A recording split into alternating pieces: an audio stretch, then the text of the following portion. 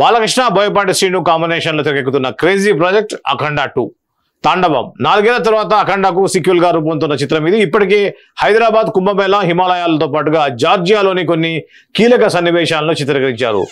ఈ రోజు నుంచి హైదరాబాద్ లోని రామోజీ ఫిల్మ్ సిటీలో కొత్త షూటింగ్ షెడ్యూల్ ప్రారంభం కానుంది.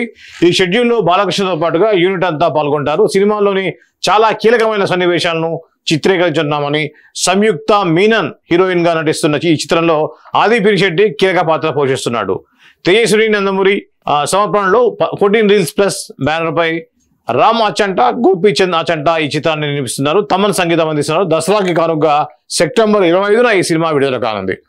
సో మనకు తెలుసు బోయపాటి శ్రీను బాలకృష్ణ కాంబినేషన్ లో వచ్చినటువంటి గతంలో వచ్చిన 2 సినిమాలు కూడా బ్లాక్ బ్లాస్టర్ హిట్ అయినాయి. ముఖ్యంగా అభిమానులకు మాత్రం చాలా ఫీస్ట్ ఇచ్చిందని చెప్పవచ్చు. అంటే బోయపాటి శ్రీను సినిమా అనగానే హై వోల్టేజ్లో యాక్షన్ సీక్వెన్స్లు అయితే ఉంటాయి. సో బాలకృష్ణకి ముందు యాక్షన్ అంటే ఫస్ట్ నుంచి మనం చూస్తున్నాం. రాయలసీమ బ్యాక్గ్రౌండ్ కానీ ఏ సినిమాలో అయినా కూడా యాక్షన్ మాస్ ఏదైతే ఫాలోయింగ్ ఉందో దానికి తగ్గట్టుగానే దర్శక నిర్మాతలు ఆయనతో సినిమాలు నిర్మిస్తూ ఉంటారు. ఇదే క్రమంలో గతంలో వచ్చిన సింహ కానివ్వండి, అలానే అఖండ పార్ట్ 1గా అని చెప్పుకోవచ్చు, అది కానివ్వండి, ఈ 2 కూడా సూపర్ హిట్ అయ్యాయి. అదే క్రమంలో ఇప్పుడు అఖండ 2 అనేటువంటి సినిమాని కూడా ఆల్రెడీ స్టార్ట్ చేసిన విషయం అందరికీ తెలుసు. సో ఈ క్రమంలో మొన్న రిలీజ్ అయినటువంటి ఏదైతే బర్త్డే సందర్భంగా రిలీజ్ అయినటువంటి గ్లిమ్స్ ఏవైతే ఉన్నాయో అవి జనాల్ని చాలా అద్భుతంగా ఆకట్టుకున్నాయి. అంటే ఒక బాలకృష్ణ అభిమానికి, నందమూరి అభిమానికి కావాల్సినటువంటి హై వోల్టేజ్ యాక్షన్ మాత్రం ఖచ్చితంగా దీంట్లో ఉందని చెప్పవచ్చు. ముఖ్యంగా హిమాలయాల బ్యాక్గ్రౌండ్లో ఒక భక్తి రసమైనటువంటి ఒక పాత్రలో బాలకృష్ణ నటించారు. దీనికి సంబంధించినటువంటి మనకు తెలుసు హిమాలయాలో చేసిన షూటింగ్స్ కానివ్వండి, ఆ యొక్క శివుడి అఘోర పాత్రలో ఉన్నటువంటి బాలకృష్ణ చేసేటువంటి ఆ విన్యాసాలన్నీ కూడా అభిమానులు ముఖ్యంగా ఆకట్టుకుంటాయని చెప్పడంలో సందేహం లేదు. ఈ క్రమంలో ఇప్పుడు రామోజీ ఫిల్మ్ సిటీలో గతంలో మన కుంభమేళాలో ఏదైతే ఉందో అఘోరాలో వచ్చేటువంటి కుంభమేళాలో న్యాచురల్ షాట్స్ తీశారు. సో అదొక ఖచ్చితంగా సినిమాకి ప్లస్ అవుద్ది. ఎందుకంటే ఆ యొక్క షాట్స్ని ఇక్కడ తీసే షాట్స్ని రెండింటిని మ్యాచ్ చేస్తే ఏంటంటే అక్కడ కుంభమేళాలో బాలకృష్ణ వెళ్ళినట్టుగా ఆ యొక్క సీన్ని చిత్రీకరిస్తారు. అవి మనకు యాక్చువల్గా సినిమా చూసేటప్పుడు అర్థం కాదు, కానీ ఖచ్చితంగా మ్యాచ్ చేస్తారు. అద్భుతంగా మ్యాచ్ అవుతే మాత్రం చాలా మంచి రిజల్ట్ అయితే ఉంటుంది. అదేవిధంగా జార్జియాలో మనకి తెలుసు మంచు బాగా పడుతూ ఉంటుంది. సో జార్జియా హిమాలయాల్లో కూడా షూట్ చేశారు. సో అంటే దాదాపుగా అఘోరా పాత్ర కంప్లీట్ అయిందని చెప్పవచ్చు. మనకు తెలుసు ఈ సినిమా టోటల్గా అఘోరా బేస్గా ఉండకుండా ఇంకో బాలకృష్ణ ఖచ్చితంగా ఉంటారు. ఆయన సంబంధించినటువంటి సోషల్ డ్రామాని ఆ యొక్క మైథలాజికల్ ఏదైతే ఉందో అఘోరాతో లింక్ చేసినటువంటి సినిమా గారి ఖచ్చితంగా ఉంటుంది, అందులో ఎటువంటి సందేహం లేదు.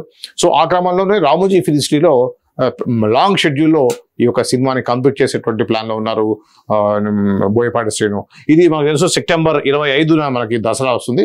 దసరా సందర్భంగా వస్తుంది. దసరా అంతా కూడా అందరూ కూడా ఆ యొక్క డివోషనల్ మూడ్లో ఉంటారు కాబట్టి ఖచ్చితంగా ఆ మంత్లో ఈ రిలీజ్ అయ్యేటువంటి సినిమా దసరా హాలిడేస్ కూడా ఉంటాయి ముఖ్యంగా స్కూల్స్కి. సో ఈ క్రమంలో ఈ సినిమా ఖచ్చితంగా ప్రేక్షక ఆదరణ పొందేటువంటి అవకాశాలు అయితే మెండుగా ఉన్నాయని చెప్పవచ్చు.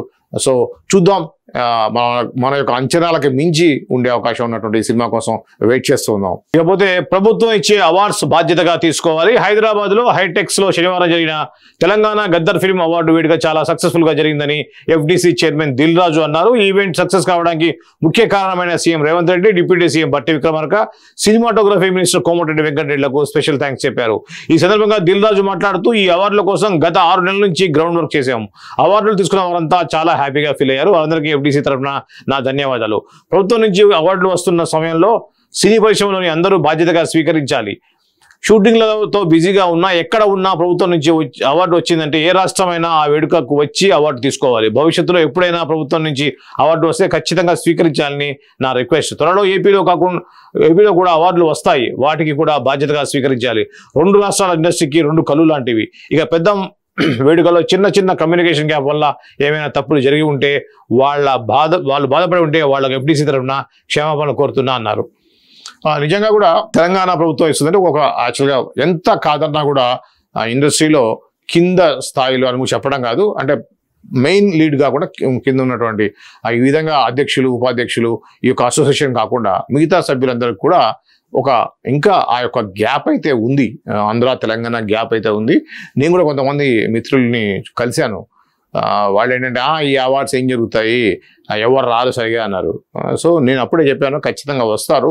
ఒక రాష్ట్ర ప్రభుత్వం ఇచ్చే అవార్డ్స్కి ఇంకో రాష్ట్ర ప్రభుత్వం వాళ్ళు ఖచ్చితంగా కోఆపరేట్ చేయాలి. ఇంకా సినిమా ఇండస్ట్రీ తెలుగు ఇండస్ట్రీ లాగానే చూడాలి తప్పించి ఆంధ్ర ఇది తెలంగాణ చూడొద్దు. ఓకే, తెలంగాణ వాళ్ళు చెప్పే విధంగా తెలంగాణ వాళ్ళకి తెలంగాణ స్టేట్లో ప్రాముఖ్యత లేదు అనేటువంటిది ఒక మాట అయితే వినిపిస్తూ ఉంది. సో అంటే పెట్టుబడి పెట్టేవాళ్ళు, ధైర్యం చేసి పెట్టుబడి పెట్టేవాళ్ళు తక్కువగా ఉండడానికి కూడా ఒక కారణం కావచ్చు. సినిమా ఇండస్ట్రీ మీద మన తెలంగాణలో ఉన్నటువంటి ల్యాండ్స్ కానివ్వండి, ఇండస్ట్రీస్ కానీ కొద్దిగా నెగిటివ్ భావంతో ఉంటారు. సో అదే మీకు ఆంధ్రాలో అయితే దాన్ని ఒక మంచి వ్యాపారంగా చూస్తారు, దాన్ని ఎంటర్టైన్మెంట్ వ్యాపారంగా చూస్తూ దాని మీద పెట్టుబడులు పెడతారు. నేను చెప్పంటే పెట్టుబడులు ఇప్పటికీ కూడా తెలంగాణలో పెట్టుబడులు పెట్టేటువంటి not only cinema industry, other ఇండస్ట్రీలో కూడా ఎక్కువ శాతం మనకి ఆంధ్ర వాళ్ళే కనిపిస్తూ ఉంటారు. ఈ క్రమంలో తెలుగుని తెలుగులాగా చూసి తెలుగు ఇండస్ట్రీ అనేది చూడాలి. సో హైదరాబాద్లో ఇండస్ట్రీ దాదాపుగా స్థిరపడింది. ఓకే, ఇదే విధంగా పవన్ కళ్యాణ్ కానీ సో గతంలో ఉన్నటువంటి చీఫ్ మినిస్టర్ కానీ వాళ్ళు చెప్పినట్టుగా వైజాగ్ అండ్ విజయవాడలో కూడా ఇండస్ట్రీని డెవలప్ చేయాలి, తప్పులేదు. ఆ స్టేట్ కూడా డెవలప్ చేసుకోవడంలో తప్పులేదు, ఈ స్టేట్ కూడా డెవలప్ అవ్వాలి. కానీ ఇటువంటి కార్యక్రమాలు వచ్చినప్పుడు కలిసి ఇప్పుడు రేపొద్దున మళ్ళీ ఇప్పుడు సినిమాటోగ్రఫీ సంబంధించినటువంటి అక్కడ మినిస్టర్ గారు కానివ్వండి, అలానే డిప్యూటీ సీఎం గారు అక్కడ పవన్ కళ్యాణ్ గారు ఉండడం వల్ల ఖచ్చితంగా సినిమా ఇండస్ట్రీ అనేది ఆంధ్రాలో కూడా అద్భుతంగా ముందుకు వెళ్ళేటువంటి 100% అవకాశాలు ఉన్నాయి. సో ఇప్పుడు ఇక్కడ అవార్డ్స్ పెట్టినప్పుడు ఆటోమేటిక్గా మేము కూడా అవార్డ్స్ పెట్టాలని చెప్పేసి ఆంధ్ర కూడా అవార్డ్స్ పెట్టచ్చు. అప్పుడు తెలంగాణ వాళ్ళకి వస్తాయి, తెలంగాణ వాళ్ళకి కూడా అవార్డ్స్ వస్తాయి, తెలుగు ఇండస్ట్రీలో ఉన్న ప్రతి ఒక్కరికి కూడా అవార్డ్స్ వచ్చే అవకాశం ఉంటుంది. కాబట్టి అక్కడ వచ్చినప్పుడు అందరూ వెళ్ళాల్సి వస్తుంది. విజయవాడలో పెడతారా, వైజాగ్లో పెడతారా తెలియదు, కానీ ఎక్కడ పెట్టి అందరూ వెళ్ళి దాన్ని కూడా సక్సెస్ చేయాలి. ఇది ఒక ప్రోత్సాహం లాగా చూడాలి. ఇంకా ప్రాంతీయ భావాలను పక్కన పెట్టి మనమంతా తెలుగు వాళ్ళము, తెలుగు ఇండస్ట్రీ అన్నట్టుగా ఎట్లయితే ఖచ్చితంగా ఇండస్ట్రీ అంతా డెవలప్ అవుతుంది. ఇప్పుడు చూడండి, ఇప్పుడు తెలుగు నుంచి మనం మల్టీ లాంగ్వేజ్లో చేస్తున్నాం, డబుల్ లాంగ్వేజ్లో తెలుగు తమిళ్ మలయాళం, ఇప్పుడు చేసే పాన్ వరల్డ్ సినిమా లాగా ప్రపంచం మొత్తం రిలీజ్ అయ్యే విధంగా సినిమాలు ప్లాన్ చేస్తున్నాం. అంటే ఈ యొక్క డెవలప్మెంట్ అనేది మనకి పాన్ ఇండియా లెవెల్ అయింది. కాబట్టి దానికి కారణం ఏంటి? భాషా హద్దులు చెరిపేసాం. మనం ఇంకా ప్రాంతీయ హద్దుల్లోనే ఉంటే ఎలా? కాబట్టి ఖచ్చితంగా దిల్ రాజు గారు చెప్పేది కూడా అదే. అవార్డు వచ్చినప్పుడు ఖచ్చితంగా మేము చాలా ముందుగానే ఇంటిమేట్ చేస్తాం. కాబట్టి ఆ డేట్ మీరు బ్లాక్ చేసుకొని షూటింగ్స్ పెట్టుకోకుండా 100% అవార్డు వచ్చిన వాళ్ళు ప్రతి ఒక్కరు కూడా రావాలి అని కోరారు. నాకు తెలిసి 80-90% వచ్చారు. ఎవరో కొంతమంది, అమితాబ్ బచ్చన్ లాంటి వాళ్ళు కొంతమంది రాకపోవచ్చు, ఆ వయసు రీత్యా కావచ్చు, బిజీ షెడ్యూల్ రీత్యా కావచ్చు, రాలేదు. సో అయినా కూడా 90% వరకు నాకు వచ్చినట్టుగా అయితే నేను చూసిన లైవ్లో అనిపించింది నాకు. సో ఈ దిల్ రాజు గారు చెప్తే 100% కరెక్ట్. మనం ప్రభుత్వాన్ని గౌరవించినట్టు, అలానే కళని గౌరవించినట్టు అవుతుంది, ఇండస్ట్రీని గౌరవించినట్టు అవుతుంది. కాబట్టి ఖచ్చితంగా అవార్డ్స్ వచ్చిన వాళ్ళు మాత్రం ఆ అవార్డుని ప్రత్యేకంగా వచ్చి పర్సనల్గా తీసుకోవడం ఎంతైనా అవసరం లేకపోతే అవమానించినట్టుగా ఫీల్ అవుతారు. అవార్డు ఇచ్చిన కమిటీ వాళ్ళు కానివ్వండి, ఆ రాష్ట్ర ప్రభుత్వం కానీ రాకుండా ఎవరినో పంపించో ఆ యూనిట్లో ఎవరో ఒకరు తీసుకోవటం వల్ల ఆ యొక్క కమిటీని వాళ్ళని అవమానించినట్టుగానే భావిస్తారు. కాబట్టి ఇప్పుడు జరిగినటువంటి మిస్టేక్స్ ఎవరైనా రానట్టు అయితే వాళ్ళు వచ్చేందుకు ప్రయత్నించండి. ఫర్దర్గా మీకు అవార్డు వస్తుందని గ్యారంటీ లేకపోయినా కూడా వస్తే మాత్రం ఖచ్చితంగా వెళ్ళి తీసుకోవాలనేది దిల్ రాజు చెప్పినటువంటి విషయం. అలానే చిన్న చిన్న కమ్యూనికేషన్ గ్యాప్ తోటి ఎవరికైనా ఇన్ఫార్మ్ చేయకపోయినా కూడా అలాంటివి ఏమైనా ఉంటే దాన్ని క్షమించండి అని చెప్పి అడిగారు. అలానే ఎఫ్డీసీ ఎండి హరీష్ గారు కూడా మాట్లాడుతూ ఈ యొక్క కార్యక్రమం సక్సెస్ కావడానికి కారణం రేవంత్ రెడ్డి గారు, అలానే డిప్యూటీ సీఎం గారు, అలానే భట్టి గారు, అలానే కోమటిరెడ్డి వెంకటరెడ్డి గారు కూడా ఉన్నారని చెప్పేసి అన్నారు. అయితే చాలా వరకు వచ్చినటువంటి నెగిటివ్ ఇదేంటంటే కోమటిరెడ్డి వెంకటరెడ్డి గారు స్టార్టింగ్లో కనిపించి తర్వాత కనపడలేదు. ఆయన్ని పూర్తిగా సినిమాటోగ్రఫీ మంత్రి అయినటువంటి కోమటిరెడ్డి వెంకటరెడ్డి గారిని ఆ విధంగా సైడ్ చేశారేంటి అనేది మాత్రం చాలా మంది అనుకున్నారు. చాలా మంది అంటే బయట అనుకుంటున్నారు, కానీ మీడియా పరంగా సోషల్ మీడియాలో వినిపించింది. ఆ మీడియాలో బహిర్గతంగా అయితే ఎవరు అనలేదు, కానీ కారణం అంటే తెలియదు. ఆయన పర్సనల్గా వ్యక్తిగత కారణాల వలన లేకపోతే ఏంటనేది తెలియదు, కానీ ఇదైతే ఒకటి స్ట్రాంగ్గా వినిపిస్తూ ఉంది. దాని మీద మరి బహుశా క్లారిటీ ఇచ్చే అవకాశం అయితే ఉంది. చూద్దాం ఏమని క్లారిటీ ఇస్తారు.